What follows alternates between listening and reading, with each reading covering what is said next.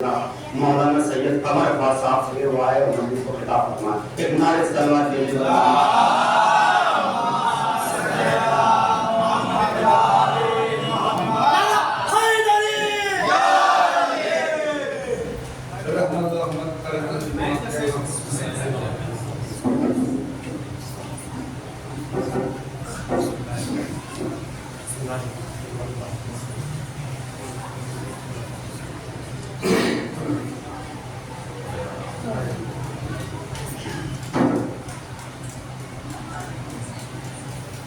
لا حول ولا قوة إلا بالله العلي العظيم. أعوذ بالله من الشيطان الرجيم. بسم الله الرحمن الرحيم. الحمد لله الذي لا يخلو من القوم الظالمين ولا يحصي نعماءه الأحد ولا يغطي نفسه المشاهدون الذي لا يدركه البعد الإمام ولا يناله غوث الفتن الذي ليس لصفته حد محدود ولا نفس موجود ولا وقت محدود ولا أجل موجود فضل الخلائق بقدرته ونشكر رياها برحمته ووطنا بسقوه ميدانا أرضه ثم الصلاة والسلام والتحقيق والإكرام مولانا ومولى الثقلين جد الحسن والحسين أبي القاسم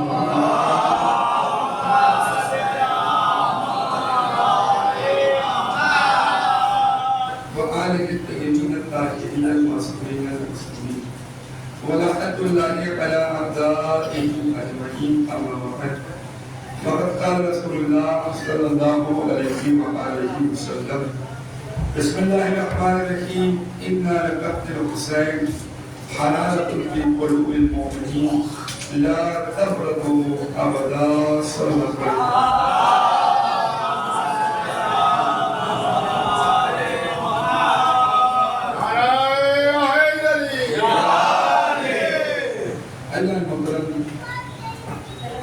پہلی مجلس کسی حدیث کے ذیل میں دو چار باتیں میں نے آپ کی خدمت میں عرض کیا. چونکہ عشر اولا ہے اور ہر ایک دل میں نام حسین کی حرارت ہے. ہم کل سے یہ محسوس کر رہے ہیں کہ یقیناً جو بھی مولا کا چاہنے والا ہے اس کا دل اگر دھڑک بھی رہا ہے تو غم حسین ہے. یاد رکھیے گا ہر قدم پر اور ہر جگہ پر صرف دل میں ایک ہی نام زندہ و جاوید ہے جسے حسین کہتے ہیں. اٹھتے بیٹھتے چلتے رہتے سوتے جو کچھ بھی کر رہے ہیں ذکر حسین ہمارے دل و دماغ میں ایک طرح سے چھایا ہوا ہے. اور یاد رکھیے گا کہ دل و دماغ میں ذکر حسین کی تازگی کا پیدا ہو جانا اس بات کی علامت ہے کہ حسین جس طرح کل زندہ تھے ویسے آج بھی ہمارے دلوں میں زندہ ہے. ویسے ہی کوئی فرق نہیں ہے. حسین کل زندہ تھے, حسین آج بھی زندہ ہے. حسین کو یاد رکھیے گا قیامت تک کوئی ایسی ہستی نہیں آئی کہ جس کے ماں نے اس قدر شریف ملایا ہو کہ حسین کے ایک ذکر کو مٹا سکے. توجہ کیجیے گا جانے مطلب ایک مفہوم تک آپ کو لے کے جانا ہے. قتل حسین گرمی کا نام ہے. ابن قتل حسین بے شک قتل حسین ایک گرمی ہے. لا تبردو ابدا جو کبھی ٹھنڈی ہونے والی نہیں ہے. یاد رکھیے گا جانے مطلب ایک چیز میں آپ کے سامنے قرآن مجید کے ذریعے سے ظاہر کرتا ضرور. ہمیشہ یاد رکھیے اللہ اگر کسی کو بچانا چاہتا ہے تو جہاں چاہتا ہے وہاں بچا دیتا ہے. توجہ کیجیے گا اگر وہ چاہے تو مچھلی کے پیٹ میں بچا لے اور اگر وہ چاہے تو بھڑکتی ہوئی آگ میں بچا لے. اس لیے کہ اللہ کو ان اسباب کے سبب آپ یہ نہ سوچیں کہ وہ محتاج ہے. یہ سبب کام تبھی کرتے ہیں, آگ تبھی جلاتی ہے جب اس کی رضا ہوتی ہے. ٹھنڈک تبھی مارتی ہے جب اس کی مرضی ہوتی ہے. اب اگر دنیا آپ تک پہنچ جائے, آپ کے بس کی بات تھوڑی ہے کہ وہ کسی کو جلا لے. اگر دنیا پہنچے, آپ کے بس کی بات نہیں ہے وہ کسی کو جلا لے, اس لیے کہ آگ تو محتاج ہے رضائے خدا کے. آگ تو محتاج ہے مرضی پروردگار کی. آپ کہیں گے مولانا یہ کیا بول رہے ہیں آپ تو بیٹھ کے لفظی کر رہے ہیں. میں نے کہا لفظی تھوڑی کر رہا ہوں, قرآن مجید آپ کے سامنے پیش کرنے بیٹھا ہوں. یہ بتائیے جدھر آگ کے لیے لکڑیاں اکٹھا ہو رہی تھی, بے چینی ادھر تھی یا جس کے لیے ہو رہی تھی بے چینی ادھر تھی؟ حضرت ابراہیم یہاں دیکھیے, ادھر آگ کے لیے لکڑیاں اکٹھا ہو رہی ہیں, ہر طرف لکڑی لکڑی لکڑی تاکہ لکڑی جمع ہو جائے اور حضرت ابراہیم کو آگ میں ڈال دیا جائے. سالوں لکڑیاں جمع کی گئی. جتنے دشمنان دین تھے, دشمنان ہادی تھے, دشمنان ایمان تھے, سب نے اپنی بھرپور قوت و طاقت کے ساتھ اس میں حصہ لیا اور لکڑیوں کے انبار لگا دیے. توجہ کیجیے گا ادارے محترم, آپ کی سماعت آپ کے حوالے جملہ, لکڑیوں کے انبار لگا دیے. یہ بتاؤ ابراہیم کتنے تھے؟ ابراہیم چند افراد تھے. دشمن کتنے تھے؟ دشمن لاکھوں میں تھے. لیکن یہ بتاؤ اضطراب کدھر تھا, بے چینی کدھر تھی, پریشانی کدھر تھی؟ ہر طرف یوں کہہ دیا جائے خود عالم کدھر تھا؟ آواز آئی کہ لکڑیوں کے انبار کے بعد بھی اطمینان ابراہیم کے پاس تھا اور بے چینی ان کے پاس تھی.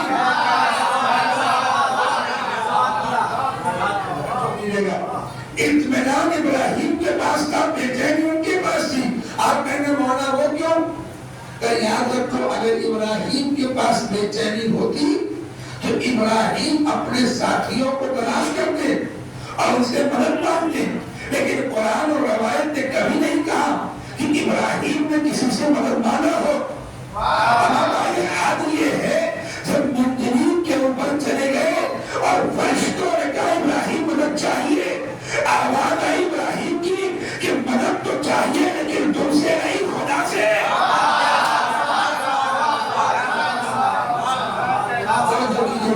میں بتانا چاہتا ہوں آپ کو, اس کا مطلب یہ ہے کہ ابراہیم جانتے ہیں کہ آپ کے پاس اتنی قوت نہیں ہے جو ابراہیم کو جلا سکے. آپ کہیں گے مولانا وہ کیسے؟ آپ کا کام ہے جلانا, وہ کیوں نہیں جلائے گی؟ میں نے کہا معاف کیجیے گا, آگ کا کام ہے جلانا لیکن اس وقت جب خدا کی مرضی ہو, اس وقت جب خدا کی مرضی ہو. آپ کہیں گے مولانا وہ کیسے؟ کہتے ہیں ابراہیم جا رہے ہیں, وہی سکون, وہی اطمینان, وہی پروردگار پہ بھروسہ. آگ میں پہنچ گئے, آواز قدرت آئی. کیا آپ نے حدیث پڑھا لا تبرد ابدا, جو حدیث ٹھنڈی نہیں ہو سکتی. محبت حسین ایک حیات کا نام ہے, ایک گرمی کا نام ہے. توجہ کیجیے گا, ایک زندگی کا نام ہے. لا تبرد ابدا, جو کبھی ٹھنڈی نہیں ہو سکتی, جو کبھی ٹھنڈی نہیں ہو سکتی. اگر ٹھنڈی ہو جائے تو انسان مردہ ہو جائے, اگر ٹھنڈی ہو جائے تو انسان مردہ ہو جائے. حضرت ابراہیم آگ میں پہنچ گئے. آگ کا کام تھا گرم پیدا کرنا, لیکن خدا کی آواز آئی یا نارو کونی بردم و سلام علی ابراہیم, اے آگ ٹھنڈی ہو جا لیکن اتنا ٹھنڈی ہونا کہ ابراہیم بچ جائے. ابراہیم بچ جائے. میں نے کہا پروردگار یہ کیوں کہا؟ یاد رکھو جب ہمارا محب آگ میں چلا جاتا ہے تو خدا اسے بچاتا ہے. اب چاہے محبت حسین میں جائے.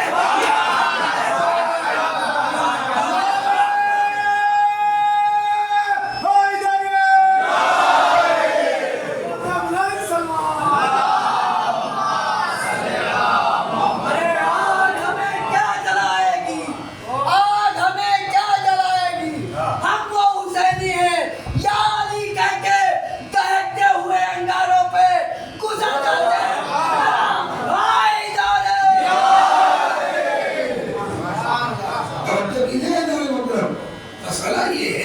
دنیا سمجھ رہی ہے کہ ہم سب اسباب کے محتاج ہیں، کہ دنیا کی چیزیں حسینیوں کو ختم کر دے گی. ارے ان کی کیا بساط کی ہے ختم کر دے؟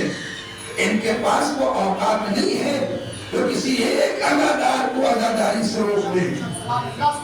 اور جو کیجیے گا، ایک ادادار کو اداداری سے روکنا ان کے بس کی بات نہیں ہے. آپ نے پچھلے زمانے میں آپ تاریخ پڑھیے اور دیکھیے تو صحیح، محبت حسین، ذکر حسین، یہ جو آج ہم کر رہے ہیں یہ ایک زندگی کا نام ہے، ایک حیات کا نام ہے. اور یہ حیات ہم ازاداروں کی شکلوں میں نظر آ رہی ہے. ہم اس کے محتاج. اگر کوئی سوچے کہ ازاداری ہم سے چھین لے تو کیا ہم زندہ رہ پائیں گے؟ اور جو کیجیے گا، ہم زندہ ہی نہیں رہ سکتے ہیں چونکہ ہم پیدا ہی ہوئے ہیں ازاداری کے لیے. میں اگر جملہ پڑھ لے گیا اپنے زبانوں پر، ہم پیدا ہی ہوئے ہیں ازاداری کے لیے. اس کے علاوہ ہماری زندگی کا کوئی مقصد نہیں ہے. ابھی آپ دیکھیں چند سال پیچھے کورونا کال میں چلے جائیے، یہ بتائیے ہر طرف کی موت تھی نا، لوگ بھائی بھائی سے نہیں ملاقات کر رہے تھے، پڑوسی پڑوسی کا نہیں تھا. ہمارا بھائی حد یہ ہے کہ باپ بیٹے کا نہیں تھا. اگر خدا نہ کرے جانچ میں نکل آئے تو کوارنٹائن ہو جائیے 14 دنوں تک. نکل کے آنا نہیں ہے، اگر بچنا ہے تو 14 سے تعلق کرنا پڑے گا.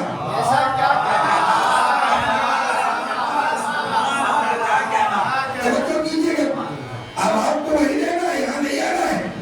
میرے بھائیوں، اب چونکہ آپ بول پڑے گے اس لیے دل کہہ رہا میں جملہ عرض کر دوں. یعنی اس کا مطلب یہ ہے کہ 14 دنوں تک تنہائی. یہ 14 ہی دنوں تک تنہائی کیوں تھی؟ یہ بھائی 13 کر لیتے، 15 کر لیتے، 20 کر لیتے، 5 کے بجائے 6 کر لیتے. یہ کیوں 14 دنوں کے لیے کیا؟ تو حکومت بھی جانتی تھی کہ اگر نجاست اور کثافت سے پاک ہونا ہے تو 14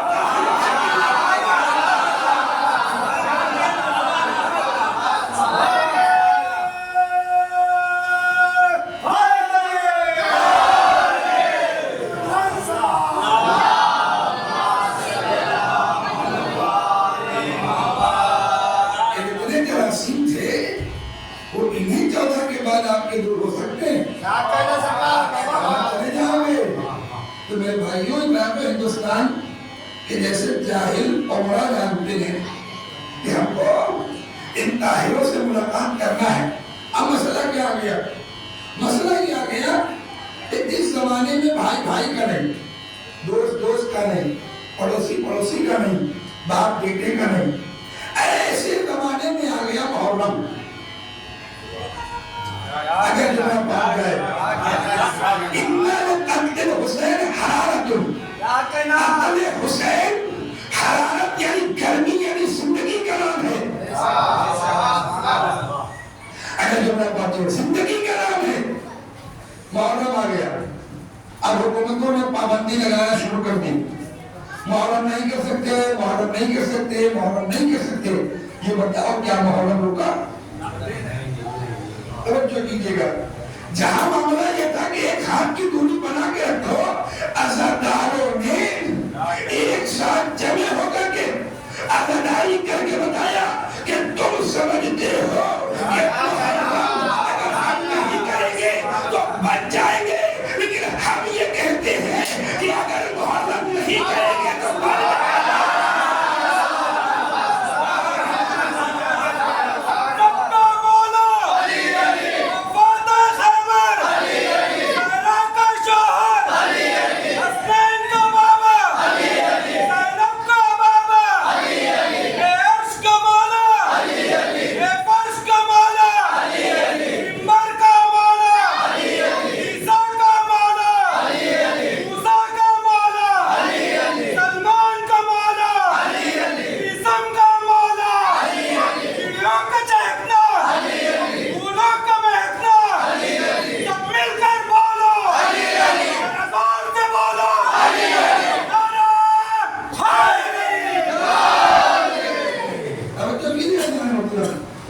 سمجھ رہے ہیں کہ عزاداری اگر ہم روک دیں گے تو مثلا عزادار بچ جائیں گے.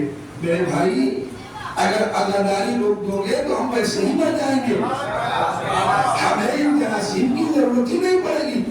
اس لیے کہ عزاداری کی ہی وجہ سے آج ہم باقی ہیں.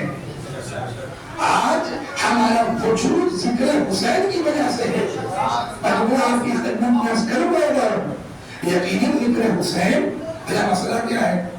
دنیا سمجھ رہی ہے کہ جس حسین کو ہم یاد کر رہے ہیں یہ حسین کوئی بادشاہ وقت تھا, کوئی سلطان تھا, کوئی حاکم تھا, کوئی رہبر تھا, مثلا کوئی بڑا آدمی تھا.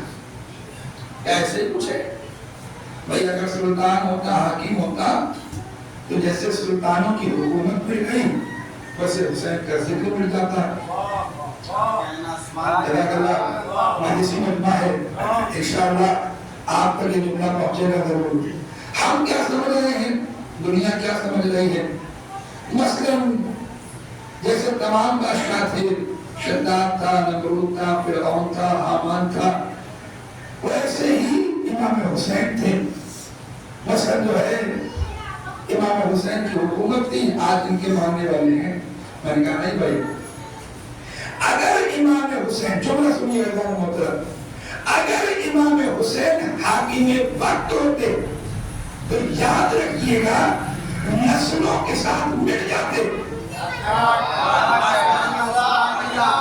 توجہ کیجیے گا, امام حسین اگر حاکم وقت ہوتے تو حکومت کے ساتھ ختم ہو جاتے. لیکن امام حسین حاکم وقت نہیں تھے, بلکہ امام حسین اس ذات کا نام ہے جس نے حکومت کو ٹھوکر مار کر مسلمانوں کے دلوں پر حکومت کی ہے. جملہ آپ کے بچوں کے لیے وضاحت کرنا ضرور. یہ بتاؤ جو اسلام آیا وہ کس لیے آیا؟ امام حسین کا مقصد حرارت پیدا کرنا, گرمی پیدا کرنا. امام حسین سے پہلے رسول کے آمد نے جاہلوں کو انسان بنایا تھا. توجہ کیجیے گا, انسان کو مسلمان بنایا تھا, مسلمان کو مومن بنایا تھا, مومن کو متقی بنایا تھا, اور متقی کے بعد انہیں جنت میں مقام عطا کیا تھا. لیکن امام حسین نے دیکھا کہ جو میرے نانا نے کیا ہے اس کا الٹا ہو رہا ہے, جو منافق ہے وہ مومن بنا ہے. تو کیجیے گا, اب مسئلہ کیا ہو گیا ہے کہ مٹ چکی ہے انسانیت. یعنی اب مسئلہ یہ ہے کہ ایسے قانون بنایا جائے جو نسلوں تک مٹنے نہ پائے. توجہ کیجیے گا, جو نسلوں تک مٹنے نہ پائے. میرے مولا کیا کریں گے؟ یاد رکھو, میری یہ لڑائی نہ ہی اسلام کے لیے ہوگی, نہ ہی لڑائی کسی حکومت کے لیے ہوگی, نہ ہی لڑائی ایمان کے لیے ہوگی, نہ ہی لڑائی دنیا کی چیزوں کے لیے ہوگی. ہوگی تو کس لیے ہوگی کہ یہ جنگ انسانیت کی جنگ ہے. میرے عزیزوں, میرے دوستوں, میرے بھائیوں, میرے عزاداروں, حسین کے چاہنے والوں, جس دل میں حسین کی محبت بستی ہے اور اگر وہ دل دھڑکتا ہے تو صرف نام حسین کی وجہ سے. منافقین نے اس جملے پر جو نہیں بولا ہے وہ بھی بولے گا. کیا مطلب ہے کہ حسین کی جنگ نہ اسلام کے لیے تھی,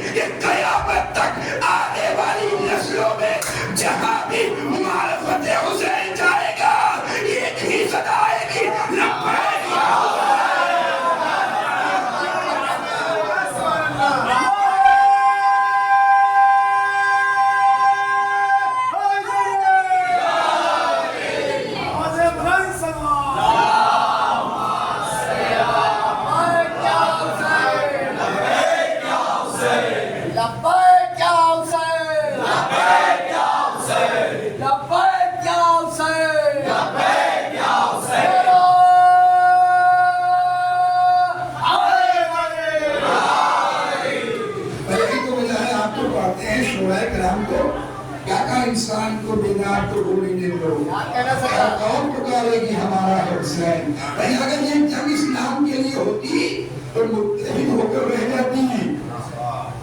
یاد رکھیے گا کربلا تک حسینیت رہ جاتی. یہ آج ہر گلی ہر بستی ہر علاقے ہر قریے میں ہر یہ ہے کہ جہاں ایک گھر ہے وہاں پہ فریادہ بچھا ہوا ہے, وہاں پہ حسین کا نام لیا جا رہا ہے, وہاں پہ حسین جو قربان دینے والے ہیں. اب بھائی ہم سے زیادہ غیر سڑکوں پر جلوسوں کی شکل میں نکل کر کے لبیک کی صداؤں کو بلند کر رہے ہیں. میں نے کہا بھئی اگر حسین تنہا ہمارے ہیں تو ان کی ضرورت کیا ہے؟ میرے بھائی یہی ایک تذکرہ ہے جسے ہندو بھی کرتا ہے, سکھ بھی کرتا ہے, عیسائی بھی کرتا ہے, جین بھی کرتا ہے, کرسچن بھی کرتا ہے. آپ جا کے دیکھیے تو صحیح اپنے ہندوستان میں ہر مسلک کے لوگ حسین سے الفت و محبت رکھ رہے ہیں. میں نے کہا بھائی کیا وجہ ہے؟ یہ تو اسلام کے نمائندے تھے, آواز آئی نہیں, یہ انسانیت کے نمائندے تھے. بھائی یہی وجہ تھی. اگر طلحہ, جملہ سنیے گا, اگر طلحہ اسلام کے نمائندے ہوتے تو امامت کے عہدے پہ تھے, اشارہ کرتے یزید نہیں سو جاتا.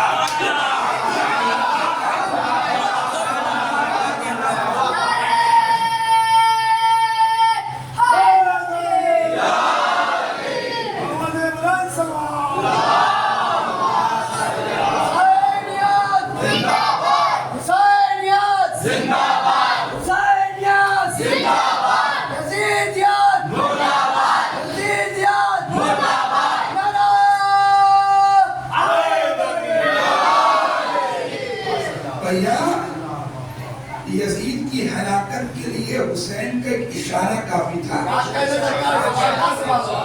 اب بتا دوں میں آپ کو, یزید تو اسی وقت ہار گیا تھا جب اسلم مسکرائے تھے.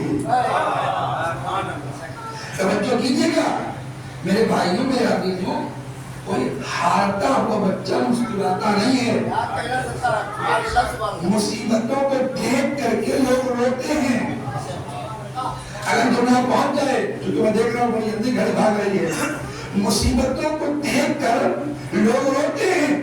میرے بھائی جو آج دنیا کہتی ہے کہ یزید ہارے, یزید جیتا, حسین ہارے کہ حسین جیتے, میں کہتا ہوں بھاگ جائے گی یہاں سے. حسین کی جیت اور ہار کا فیصلہ تو اسلم نے کربلا میں کر دیا تھا. قرآن کا مجمع, میرا مطلب ایسی سماعت, آپ کے حوالے جملہ, جیت اور ہار کا فیصلہ تو اسلم نے کر دیا تھا. جو حسینی ناصروں کا سب سے بڑا سب سے چھوٹا مجاہد تھا, اس نے کربلا میں اعلان کر دیا کہ کون ہارا کون جیتا. آپ کہیں کیوں؟ کہ یاد رکھو جو جیتتا ہے وہ ہنستا ہے, جو جیتتا ہے وہ ہنستا ہے, جو ہارتا ہے وہ روتا ہے. جا کے تاریخ کی کتابوں کو اٹھانا اور مقتل کو کھنگالنا کسی غیر نے بھی نہیں لکھا کہ کربلا میں اصغر روئے ہو. سب نے لکھا کہ اصغر ہنسے ہیں.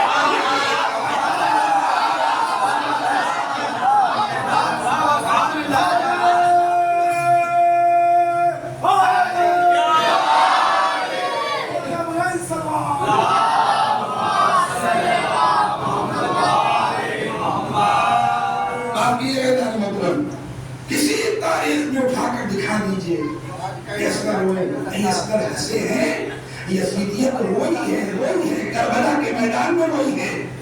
ہم تو کہتے ہیں کہ حسین ہار گئے. ارے بھیا تم تو اصغر سے نہ جیت پائے تو حسین سے کیا لڑو گے؟ اب جملہ سنیے گا, ہمارے رب کے نویں امام, امام محمد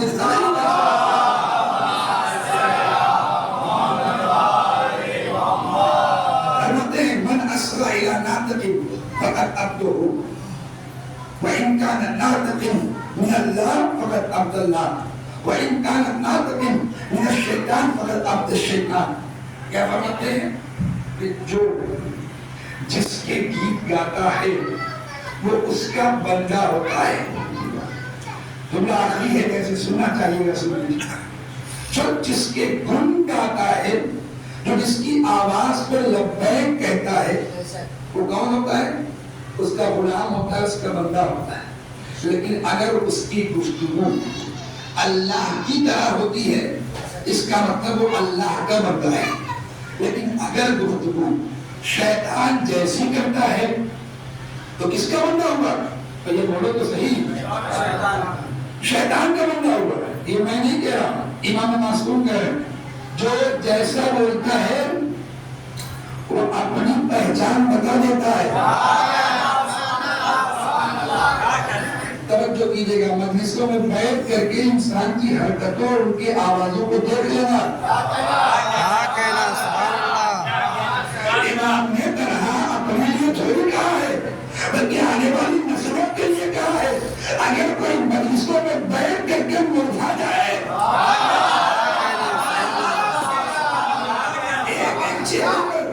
یقیناً میری نگاہیں ٹکی ہوئی ہیں، اگر تمہارا چہرہ مرجھا رہا ہے تو جا کر کے خدا کی بارگاہ میں توبہ کر لینا.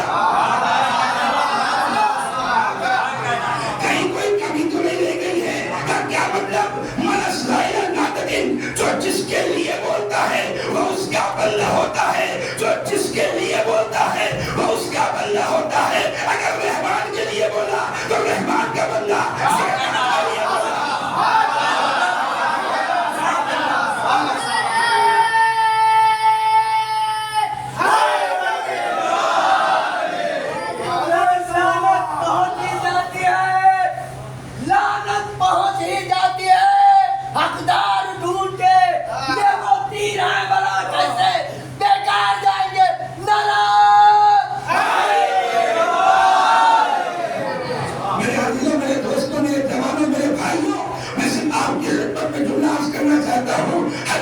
حسین کی محبت، علی کی ولایت کثیر ہوئی ہے اور فاطمہ سے الفت ہے.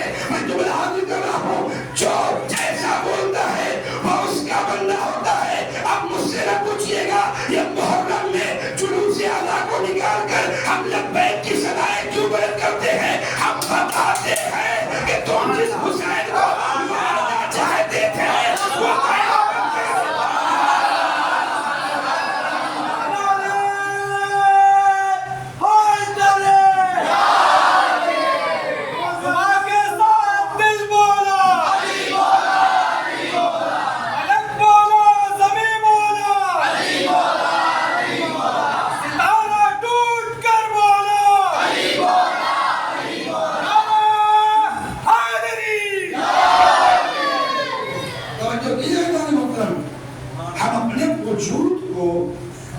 انسانیت کے سامنے آیا کر رہے ہیں.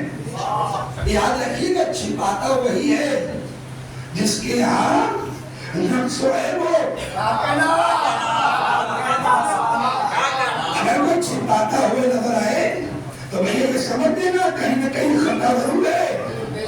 اس لیے کہ پاپ کو ہر کوئی نہیں چھپاتا ہے. ہمارے یہاں پلنے والا ہر بچہ فخر سے کہتا ہے کہ میرا باپ کون ہے، میرا آقا کون ہے، میرا مولا کون ہے. ہر بندہ کہتا ہے کہ میرا آقا کون ہے. تو جب کہتا ہے تو چہرہ کھلتا ہے. یاد رکھیے جب تم سے کوئی پوچھتا ہے کہ تمہارا امام کون ہے تو تم بتاتے ہوئے فخر محسوس کرتے ہو کہ ہمارا امام امام علی ہے. اب یہ جملہ ہے آخری جملہ میری مجلس کا، جیسے سننا چاہیے کہ سنیے گا. ہم کہتے ہوئے فخر محسوس کرتے ہیں ہمارا امام علی ہے، اس لیے کہ ہمارے امام کو رات کی تاریکی میں نہیں بنایا گیا.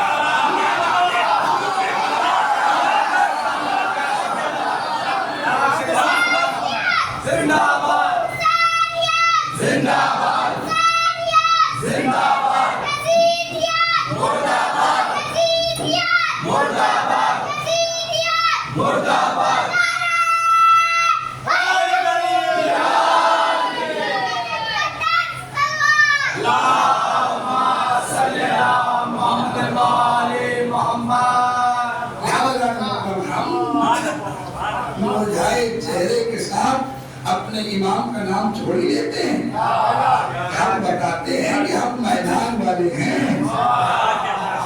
मैदान से भाग जाने वाले थोड़ी है।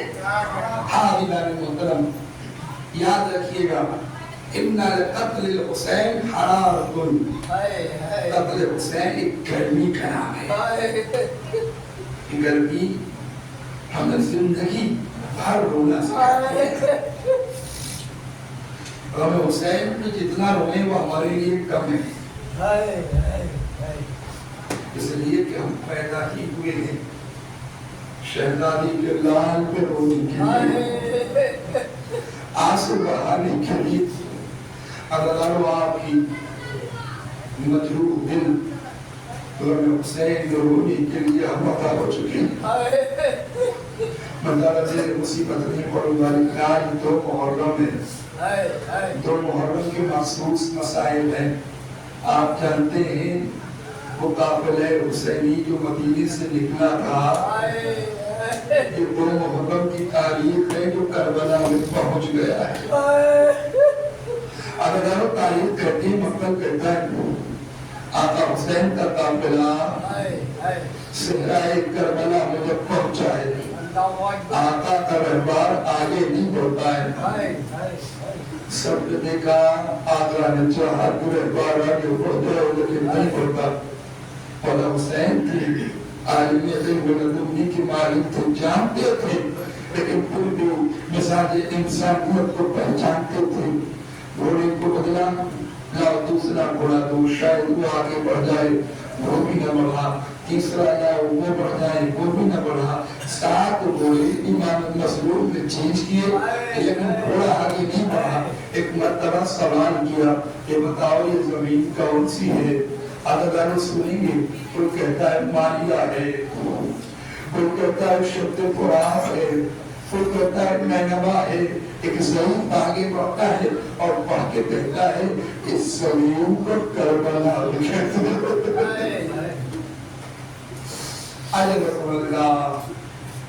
इस जमीन को करबला भी कहते हैं।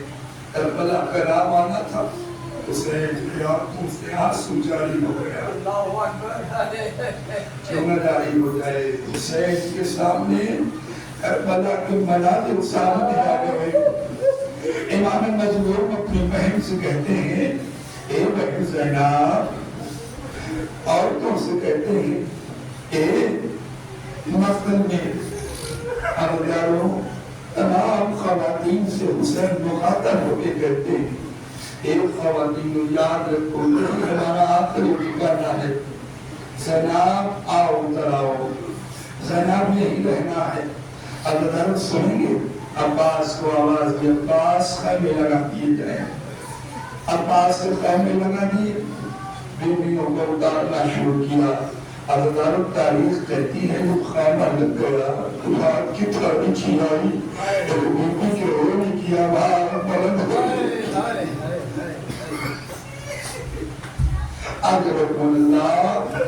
अबदारों में फिर कहूँगा, रोने में बुख़्ल न करिएगा, कंजूसी न करिएगा। नहीं पता है अगले बरस हम जिंदा रहें कि न रहें। हम किस पे पुरस्कार देने बैठे हैं? हम उस शहजादी को पुरस्कार देने बैठे हैं जो अपने लाल का पुरस्कार लेने आपके घरों तक आ गए, अपने रुमाल को लेकर के आपके चेहरे के सामने हाजिर है।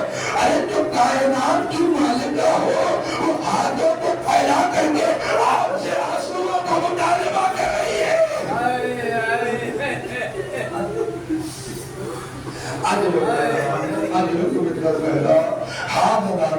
याद रखिएगा, छठे माँ फरमाते हैं, मन लगा अगर कोई लायक रोना है, किसी पे रोना चाहते हो तो हुसैन के गम में रो, हुसैन की मुसीबत में रो। इसलिए कि हुसैन ने खुद कहा, अना कतीबुल्लाह बरा, अरे मुझे रोना रोना के खत्म किया गया। आज रसूलुल्लाह खैमे के पीछे में आवाज नहीं आ रही है। ज़ैनब कहती भैया मुझे कुछ समझ में नहीं आता, भैया क्या हो गया, क्या हो गया? भैया कोई बीवी है जो खैमे के पीछे से रो रही है। अरे कौन सी बीवी है जो खैमे के पीछे رو رہی ہے, سمجھ میں نہیں آتا ہے. اب ادارت سنیں گے, ایک مرتبہ میرا مولا رو کے کہتا ہے زینب ارے تم نے پہچانا نہیں, ارے وہ میری ماں جائی فاطمہ زہرا ہے جو میرے غموں کو یاد کر کے آج رسول اللہ آج لوگ ہاں حسین کربلا میں آ گئے. کربلا میں آنے کے بعد سوال کیے, یہ بتاؤ یہ زمین کس کی ہے؟ بنی اسد والوں کی ہے. بلاؤ بنی اسد والوں کو. آئے, مولا آپ لینا چاہتے ہیں؟ میں ضرور دے دوں گا, تو یہ زمین رہنے کے قابل نہیں ہے. رحمۃ اللہ رات والے بیٹھے, ارے جن خاتونوں کی وہ بھی آباد ہے, میں ان سے صرف اتنا کہوں گا خدا نہ کرے کہ آپ کو کوئی خبر دے دے اس گھر میں رہنے کے قابل نہیں ہے. خاتون سڑک پہ رہ سکتی ہے لیکن اس گھر میں نہیں رہتی ہے, اس لیے کہ بچے کے لیے مصیبت ہے. ہائے میرا آقا حسین کربلا کے جنگل کو آباد. ارے اللہ بنی اسد والے میرے آقا حسین 60,000 درہم میں معاملہ طے ہو گیا, زمین لینے گئی. لیکن میرے مولا حسین بھی چونکہ کربلا کو قیامت تک آباد کرنا تھا, اے بنی اسد والوں یہ زمین تمہیں ہبہ کر رہا, لیکن ہمیں چند وصیتیں ہیں بس اسے سن لو. دیکھو جب کوئی میرے بولنے کے بعد اگر خیال آئے تو 3 دنوں تک مہمان رکھنا. ہاں بتانا وصیتیں ہونے لگی, وصیت کے بہت اہم ہے, میں آپ کے سامنے پڑھنا چاہتا ہوں. آقا حسین کہتے ہوئے بنی اسد والوں دیکھو جب قید رشک کیا مجھے مار دے تو تم آنا ہمارے نیشے کو دفن کرنا. آج رسول اللہ تمہارا ہماری لاشوں کو دفن کر دینا. آقا حسین جانتے کہ بڑی خواہش تھی آقا حسین کو کہ ہمارے لاشیں دفن کر دیے جائیں. جب ایک مرتبہ جوانوں سے مخاطب ہو چکے تو بنی اسد کی عورتوں سے مخاطب ہوئے. اے عورتوں دیکھو, اگر تمہارے جوان اشکیہ کے ڈر سے اپنے گھروں سے نہ نکلے تو تم چلی آنا اور اپنے جوانوں کو آمادہ کرنا کہ ہمیں دفن کر دیں. جب یہ بھی تک وصیت ہوتی اگر میں کچھ نہ پاتا لیکن میرا مجبور ایمان, میرا غریب ایمان وصیتوں میں اضافہ کرتا ہے. بنی اسد کے بچوں کو بٹورتا ہے اور کہتا ہے بچوں جب تمہارے والدین اپنی موت کے ڈر سے نہ آئے تم کھیلتے ہوئے ہونا. ارے ہمارے جسموں میں ایک مٹھی خاک ڈال دینا. میں کہا آقا حسین ذرا آگے دیکھے تو صحیح, ارے بعد شہادت آپ کا لاشا بے غور و کفن پڑا. آج رکھو اللہ, آج رکھو اللہ کہنا اس کا ختم کرنا مسئلہ. ابھی جب میں پھر کہوں گا 2 محرم میں نہیں پتا اگلے سال ہم رہے گی نہ رہے گی. رونے میں کوڑنا کریے, دل پھاڑ کے روئیے, اس لیے کہ ہم رونے کے لیے ہی پیدا ہوئے ہیں. ارے ہمارے رب نہیں رو رہے ہیں, ارے شہزادی کے لال کو پرسا دے رہے ہیں. آپ سوچیں کوئی اپنا بھی بے خور و کفن پڑا ہو ہم برداشت نہیں کر پاتے.